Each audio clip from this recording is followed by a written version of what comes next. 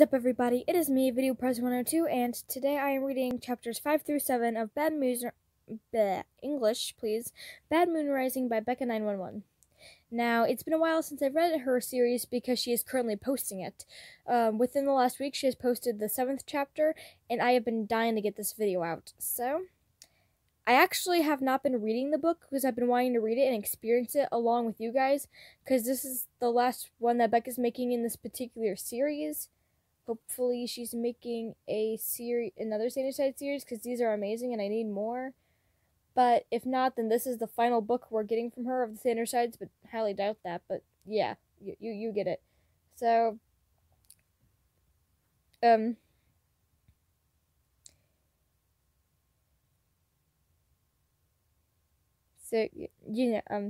she waited a long time to post this because Thomas's new video, and I get it, because Deceit actually plays a really big role in this last one. I mean, like, Roman steals his hat, and he gets it back. Very big role in this new episode.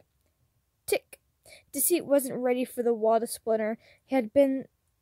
Oh, right, this is chapter 5. It was posted, like, a million years ago. Okay, so this is way before Healthy Distractions. 7th, either 6th or 7th should be with Healthy Distractions. Okay, enough running off topic. I'm already in a minute into this, so. Tick. Deceit wasn't ready for the wall to splinter. He had been there for so long as he dared to remember, keeping the worst of the darkness at bay, because they all loved Thomas in their own twisted way. They wanted to protect him, but not shelter him. The world was crafted out of spiderwebs and brittle lies, but Thomas could face it. He was strong. So they built the wall because they may love Thomas, but they were the dark sides, and they weren't supposed to exist. Their work was silent and invisible and painful because they were locking away parts of themselves just so that Thomas could be okay. Deceit had been one of the first ones to start working on the wall. He knew how solid it was. Tuck. It wasn't supposed to splinter. Tick. When it shattered, something in his chest twisted sharply, and he choked and the pain gasped. A high-pitched kneeing noise erupted and spun through the air, getting louder and higher until he couldn't hear anything else. The noise went under his skin and into his veins, and it began to tear apart everything that he was. A monster was assembling in him, and he could feel the anger writhing and surging. Poison was spreading through him, and he could feel the coldness coming to claim him again. Thomas. Tuck. The shadows would devour his host. They would rip him and tear him into pieces, and then Thomas would be rebuilt into something dark and soulless and inhumane. Deceit couldn't let them. The dark sides, they would try to stop him. They would fight him because they wouldn't want to go back. They wouldn't build the wall again. But Deceit had to. For Thomas. Tick. Except that he couldn't make his body move. Tuck. Deceit gritted his teeth and forth the spreading darkness in his veins, but it was no use. His full energy was returning to him, was burring up all the bloodstream. Soon enough, Deceit would be the monster. Because it wasn't a dark Thomas should fear, it was what was in the dark that should terrify him. Because it was Thomas looking into the dark, Deceit would be the one looking back. Tick!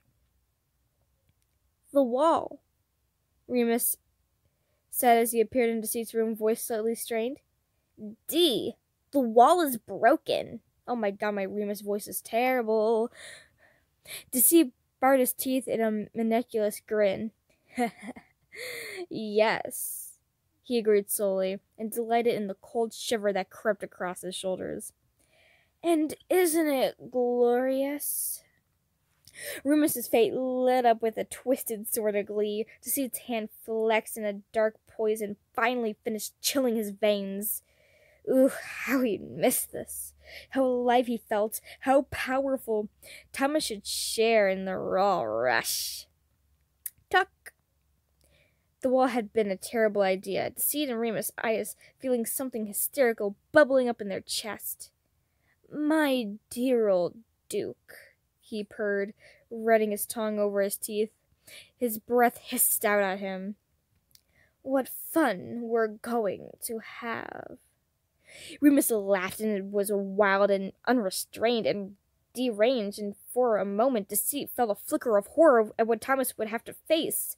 His host wouldn't know what it would do with the sudden swell of horrific feelings, especially not if Padding was having his own negative effect. Tick! Oh well, Deceit hadn't felt this good in far too long. Tuck! The others are waiting for you, Remus said, voice suspiciously aloof. His eyes were blown wide with glee and power, and Deceit's misgivings vanished as smoke on the wind. Are you coming? I'll be there, Deceit promised, his sharp teeth glimmering. There's just something I have to do first. Remus hummed, a knowing smirk twisting his lips. Don't keep me waiting, he purred. I'll be terribly lonely if you betray us like Virgil did. Tick! Oh, wait, hold up. What's going on? Is he trying to betray them because he let the wall go down? I'm confused. Was that a warning? Deceit nodded his head, watching with narrow eyes as the Duke faded away, crackling wildly. And yet there'd been something vulnerable about him. Perhaps Remus was feeling the strain of Virgil's absence. Perhaps the others were not as unfeeling as they claimed. Perhaps their resurgence of their full powers had awakened a need to be whole again, and they couldn't do that without Virgil. Tuck. So what would happen if Deceit... I hate you. So what would happen if Deceit decided he didn't want them anymore? Tick. His low laugh hung in the air as he slipped away through the shadows to check on the wall. The darkness held him tightly, slithered along his skin like cold fingers, and Deceit chuckled. We'll rise again. Oh, I thought that was... okay. We'll rise once again, he whispered into the nothingness. My old friend. We will rise. The darkness roiled in excitement, pulsing against Deceit's skin. Turk! You have to let me go, though. My dearest darkness, there's something I must attend to before we regain our full control over Thomas. Tick! They allowed him to appear before the restraints of the wall. Glimmering shards of willpower lay fractured on the ground, a gaping hole of nothing. Every step that Deceit took made a crunchy sound as he walked over proof of his old heart. He'd cared once. He shuddered.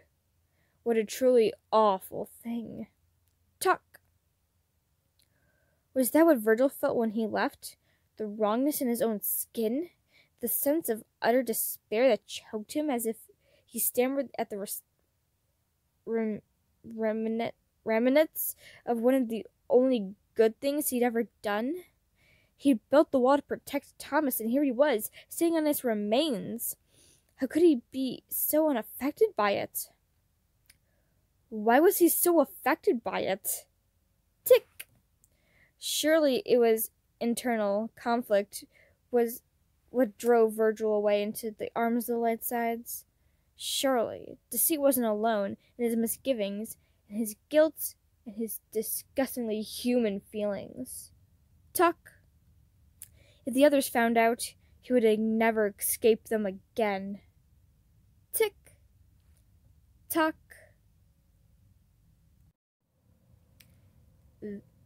The Six. Deceit was a sight of many faces. He switched between them constantly, assuming the personality of whoever he needed to be just to serve the moment. He'd almost turned it into a game. Who would Deceit be today? He was a woolen man made up of many woolen threads, except sometimes they tangled and he lost himself. And then the wall broke, and all of those strings inside him melted into a blob of identity, and suddenly Deceit didn't know who he was. He had a monster in his veins, and he had a power on his tongue, and he had a snarl in his throat. He had a heart that was bleeding, and he had a chest that was hurting, and he had a horrible sense that something was terribly wrong. Deceit was losing the game. He hated losing. A dark sort of heat thread through his veins and warmed his wrist. It made him feel full of malice and full of anger and full of desperation to be better than the world. But something was still missing. Something that stopped him from being whole and balanced and strong. Something was missing. Deceit bared his teeth in frustration, his entire body cushioned by the familiar soothing darkness that clung to him. It had carried him away from the remains of the wall. It held him tightly and tried to wade through the sudden function of power. He had it all back. It had all come back to him, and now he was hot under the skin, and he was dangerous. But he still wasn't whole. What am I missing? He hissed to the shadows, his voice low and sharp. Why isn't my full power enough? Because it isn't. I used to be how Deceit used to flaunt his strength before the wall. But now Deceit just felt hot and full and hollow. And it wasn't enough. He didn't understand. He hated that he didn't understand. He hated feeling stupid and small and weak. He hated not understanding the rules of his own game. It wasn't fair.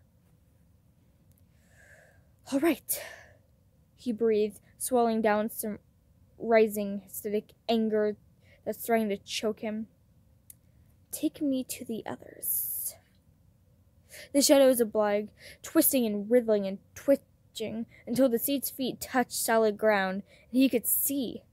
Immediately, he fixes a lazy smirk on his face and waves off the darkness with an unimpressed wave. The power in his veins surged. Deceit managed not to flinch. Remus let out a cackle. You're too late, Deceit, he said, his eyes wild, a little too focused on Deceit's face. He was looking for something. Deceit wouldn't let him find it.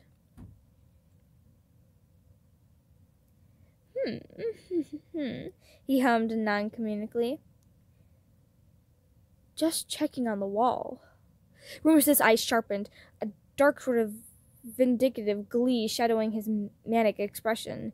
He twirled his club in his hands. Deceit eyed the weapon. How the Duke could wield such an unrefined weapon made no sense. Deceit preferred elegance. Nothing about Remus was elegant. Well, Deceit didn't like Remus either, so fair was fair.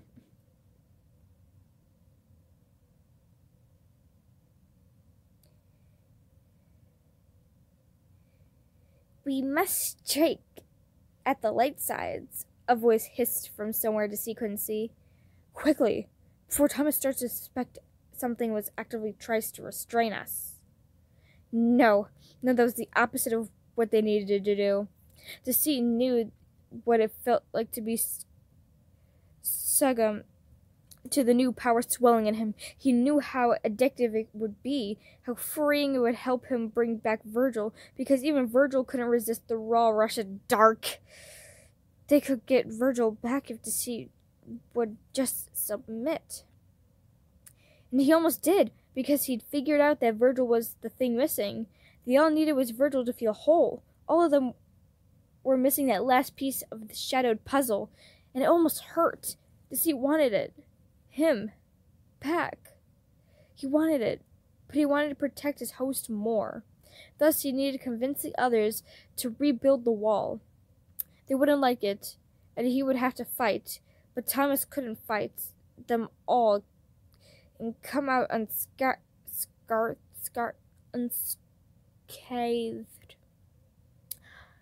If they unleashed upon a boy's convenience, nothing would ever be okay again. Thomas would be ruined. Give in. The power in him soothed, something pressing against inside of his wrist. Deceit let out a measured breath. Come on, play. You can make it all the way. Give in. No, Deceit couldn't do that to his host, no matter how strong his yearning was for Virgil to come home. He wanted Virgil back. He needed to protect Thomas. One outweighed the other. He made up his mind. He would rebuild the wall. Time's up, Deceit. Something murmured in Deceit's ear, and the dark side stiffened at the familiar voice.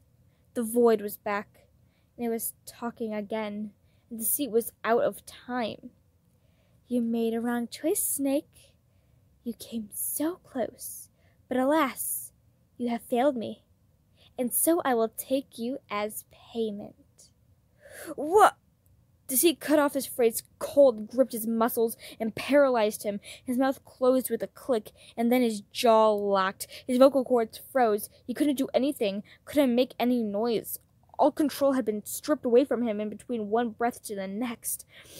He tried to make eye contact with Remus, because the Duke may have been uncivilized and not a friend of Deceit, but he was right there and Deceit needed help. But Remus was turning away, and the Deceit's veins warmed to the point of a burning pain. Deceit was falling. Thomas's limbs stiffened. Joan frowned at Thomas's cut off halfway through his sentence, eyes glazing over and becoming fixed on something nobody else could see.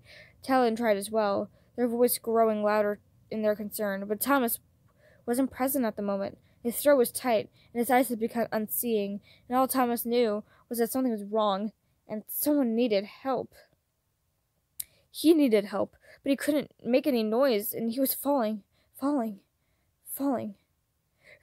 knew what would happen the moment his veins darkened to a sickly black color. Something was pushing at the edge of his mind, but he couldn't let it in. The wall had broke. Power was returning to him, but he was a light side now, and to give in to the old sense of self would force him into an internal war. No, Virgil needed to push it away. He needed to be fully light in order to win the fight that would be coming. Because if the wall had broken, then the dark sides would be making a move soon, and Virgil would be the one to fight them back. Not Patton, not Logan, not Roman. It would be Virgil. There was a sharp pain in his temple, and he hissed, and then he was falling. Somewhere in the void, there was a flash of red light. Tick tock, a voice whispered maniacally. Tick tock. Okay, so we're at the final chapter that Bekka has written so far. The next chapter is back to the situation with Patton. Oh yeah, we're tying the two books together now, y'all. And this is a series, so all the books tied together. So if this is the first episode you're watching, then I'd recommend going to my Wattpad Read Aloud playlist and read the whole thing. Not all the videos are Bekka series. I'm also reading other books, so check those out too. But if you want to know what's going on here, I'd recommend reading that series. Deceit was not himself, and yet he was. Remus watched him through narrowed eyes, mouth pinched. He needed to be sure, and needed to watch for just a little bit longer before he vocalized his suspicions. But the signs were all there. You'd have to be blind not to see him. Remus wasn't blind. He got a better eyesight out of the family. Or maybe he was less of an idiot than his twin brother.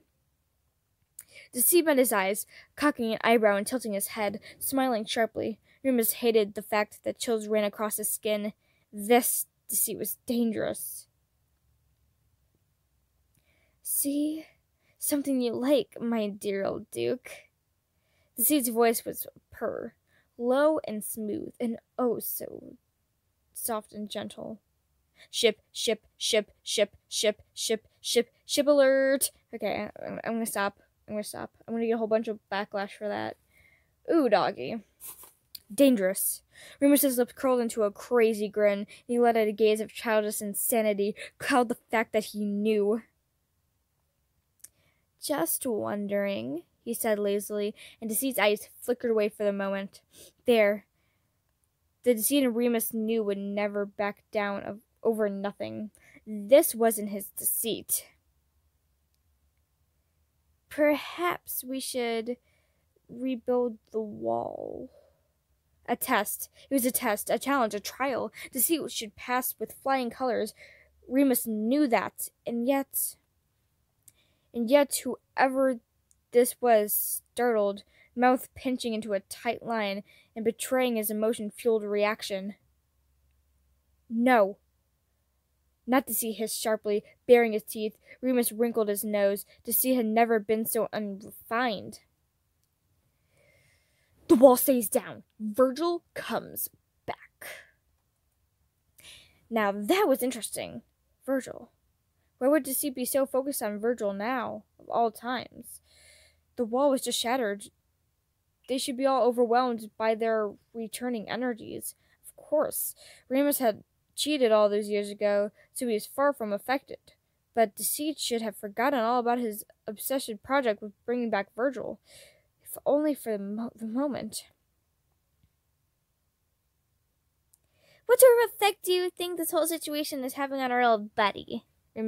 Remus mused out loud, tracking Not Deceit's subtle reactions. After all, his energy should have returned to him. Maybe all of a sudden fluctuation of a light-dark balance will send dearest immortality off track. Remus's grin suddenly went razor-sharp. Perhaps, dearest Snake, you have been affected most of all. Not to see its hands twitched at his sides.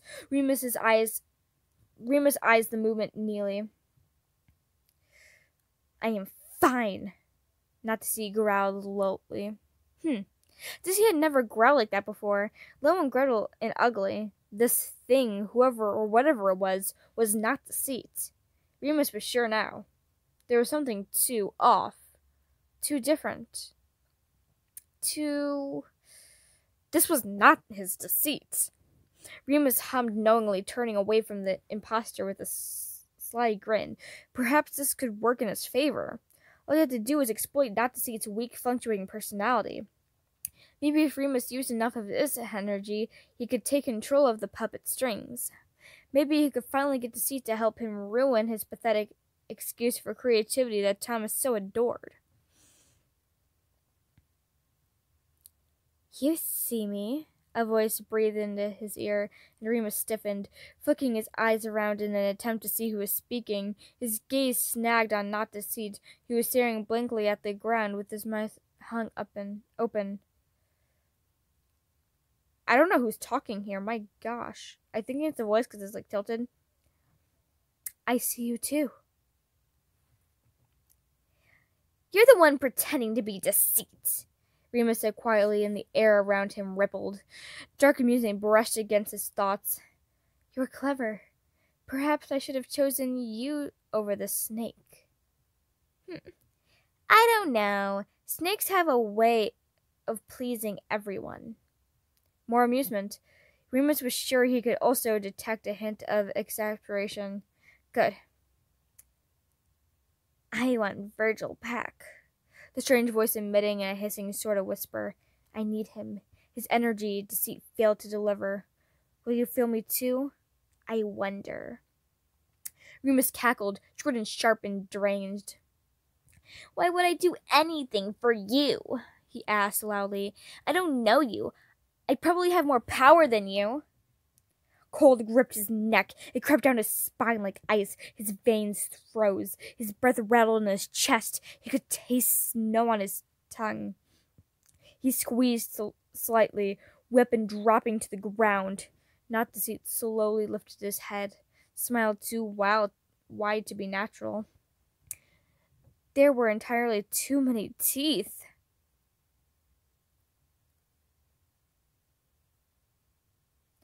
Remus did not get afraid, but he was afraid now. You will return Virgil to me, the voice breathed. I will return Deceit's consciousness so that he may help you. If you fail, I will claim your spirit too, and then I will tear Thomas's mind to shreds. Do you wish that upon your host, dearest Remus? No, he didn't. Remus lived to create chaos, that was true, but he loved his host. Thomas was good. Thomas was still young. Thomas was naive and stupid and strong-willed and caring, and Remus would not let him be ruined by some cheap-ass horror movie nobody. I trust that. Once I've brought Virgil back to the group, you'll tell me the specifics of where I'm to return him to. Remus bit down a nothing as cold evaporated from his body. See that it is done, Remus. Deceit's body jolted once before going limp, and Remus watched through blurry eyes as shadows streamed and twirled, and Deceit's face slackened. Somewhere in the distance, a voice laughed and a clock ticked. Thomas stared down at his phone, feeling sick to his stomach. His hands shook, his breath caught in his throat. Tears bubbled somewhere in the back of his eyes. He couldn't. He dropped his device, legs giving out on him. He sat on the couch and buried his hands in his hair, trying his best to breathe through a sudden and unnecessary panic. This wasn't Virgil.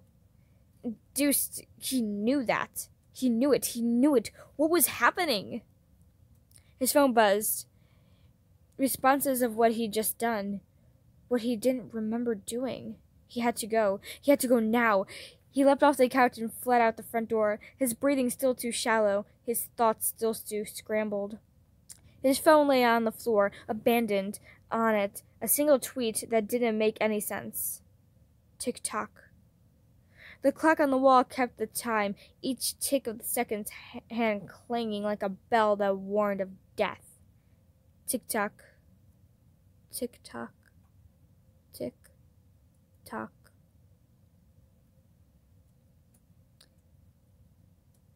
Last chapter. That is posted for now. I am speculating and I'm hating that the book ends here for now. I want to keep reading, but as you're seeing, there's no more text to be read. Dead. I really need to clean my room and it's really late. I started recording at 7:30. What time? How long? A half an hour. Time is weird. So much homework that I don't want to do. Anyway, guys, thank you all for watching. Thank Bekka911 for writing this. This person is amazing. The amazingest. Save the turtles. But seriously, Bekka is amazing. She writes all these cool stories, and she just throws out all of the creativities. All of it. In case you weren't here for my last video, please subscribe to Diamond Emerald, because she is about to hit 100 subscribers, and I really want her to hit 100 subscribers. So subscribe to her, because Diamond is amazing. Don't forget to check out my Patreon. Kind of been forgetting to bring that up. So, my Patreon's cool, link in the description. Also, my merch store. You only have 5 days left to get 100 subscriber merch. Do that while you can. Thank you all for watching, and do your best.